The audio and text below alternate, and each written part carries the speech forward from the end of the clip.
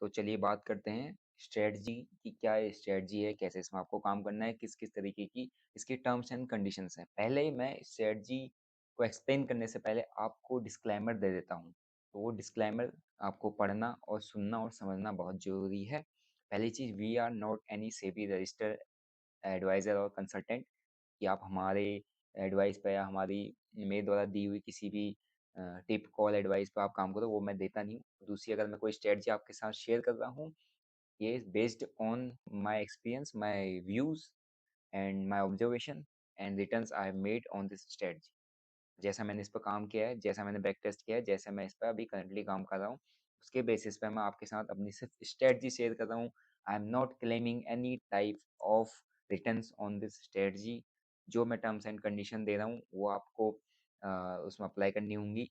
और कहीं ना कहीं ये स्ट्रेटजी आपकी ट्रेडिंग स्किल को इन्हेंस करने में हेल्प कर सकता है। अगर आप मेनली आप अगर स्कैल्पिंग के लिए कुछ स्ट्रेटजी ढूंढे तो कहीं ना कहीं ये वो स्ट्रेटजी हो सकती है।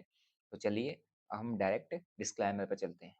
सो जो अपनी स्ट्रेटजी है इसका नाम है बिग बार स्कैल्पिंग स्ट्रेटजी। बिग बार मतलब आप जैसे नाम से ही समझ गए होंगे क्या, कि whenever there will be a big bar, मतलब क्या कि कहीं ना कहीं इन्वॉल्वमेंट है यहाँ पे, है ना। यहाँ पे बहुत ज़्यादा इंटरेस्ट है लोगों का, बहुत ज़्यादा इन्वॉल्वमेंट है। कहीं ना कहीं यहाँ पे थोड़ा सा वॉल्यूम भी आएगा नीचे से, अगर आप वॉल्यूम पे देखोगे तो बिग बार बोले तो कि स्ट्रॉन्ग या तो बुलिश होगा, स्ट्रॉन्ग या तो बेयरिश होगा।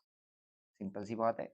मतलब इस जगह में बायर्स की जो स्ट्रेंथ है, बायर्स जो का इन्वॉल्वमेंट है वो ज़्यादा होगा, और दूसरे कैंडल में जो सेलर्स का है वो इन्वॉल्वमेंट ज़्यादा होगा। तो यही है पर्टिकुलरली एक बिग बार।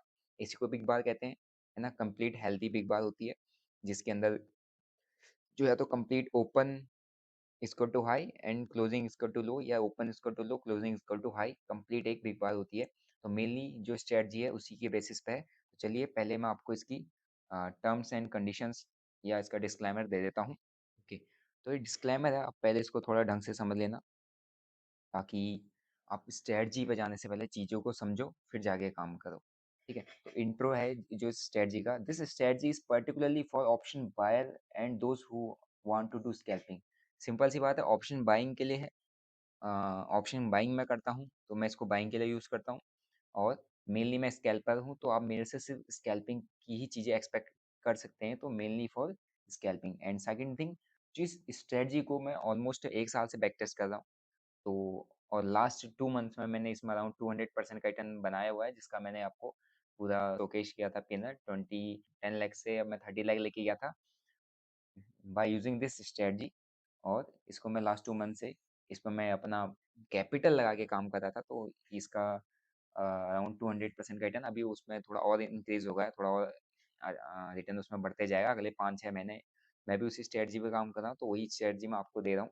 ठीक है, I am sharing this strategy on the basis of returns I have made. मैंने जो रिटर्न्स बना रखे हैं इसके बेसिस पे मैं इसको आपको शेयर कर रहा हूँ, ताकि कहीं ना कहीं आपको हेल्प कर सके आपके ट्रेडिंग स्किल को इनहेंस करने के लिए या स्कैल्पिंग स्किल को इनहेंस करने के लिए।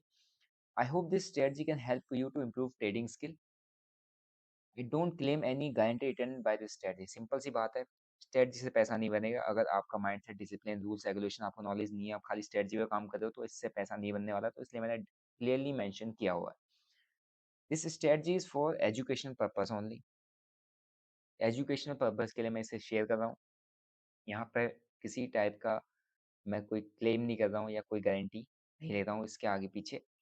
तो वो आपका है, आपको अपने फाइनेंशियल एडवाइज़र से कंसल्ट करना पड़ेगा ये चीज़, कि आप किसी स्ट्रेटजी, किसी की एडवाइस, किसी को देख के अगर आप कोई ट्रेड ले रहे हो, तो ये सब आपके अपने रिस्क के ऊपर बात है, क्योंकि stock market is totally game of risk. जहाँ रिस्क है तो इसीलिए यहाँ रिटर्न्स भी है, क्योंकि यहाँ रिस्क है। तो वो रिस्क को आपने आपने ध्यान पे रखना है, आप में आपने इसमें काम करना है नहीं करना है, ये सारी आपकी खुद की चॉइस है। Please consult with your financial advisor before taking any financial decision.